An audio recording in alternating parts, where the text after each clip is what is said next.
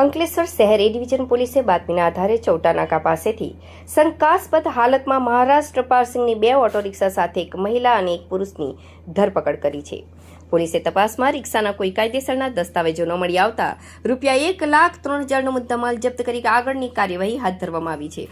Police સૂત્રો પાસેથી મળતી માહિતી મુજબ શહેર એ ડિવિઝન પોલીસની ટીમ પેટ્રોલિંગમાં હતી. તે દરમિયાન ચૌટા નાકા પાસેથી 2 શંકાસ્પદ રિક્ષા મળી આવી હતી.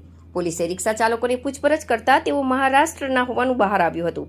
પોલીસે રિક્ષા ચાલક સંતોષ વિનાયક ગાયકવાડ રહે ભાસ્કરનગર પાણીની ટાંકી પાછળ અંબરનાથ વેસ્ટ મહારાષ્ટ્ર અને તારાબાઈ કૈલાસ ગોળ રિક્ષા ડ્રાઈવર રહે અંબરનાથ વેસ્ટ થાણે મહારાષ્ટ્રની ધરપકડ કરી હતી. પોલીસે બંને આરોપીઓ પાસેથી અંદાજે 1 લાખની કિંમતની 2 ઓટો રિક્ષા અને 3,000ની કિંમતના 2 મોબાઈલ ફોન મળી કુલ 1,03,000નો મુદ્દામાલ કબજે કર્યો છે. પોલીસે જ્યારે બંને શખ્સો પાસેથી રિક્ષાના માલિકી હક અંગેના જરૂરી આધાર પુરાવા કે દસ્તાવેજો માંગ્યા ત્યારે તેઓ કોઈ પણ કાગળો રજૂ કરી શક્યા ન હતા. આ રિક્ષાઓ ચોરીની અથવા તો છળકપટથી મેળવી હોવાની પ્રબળ શંકાના આધારે એ ડિવિઝન પોલીસે બંનેની અટકાયત કરી કાયદેસરની કાર્યવાહી હાથ ધરી છે.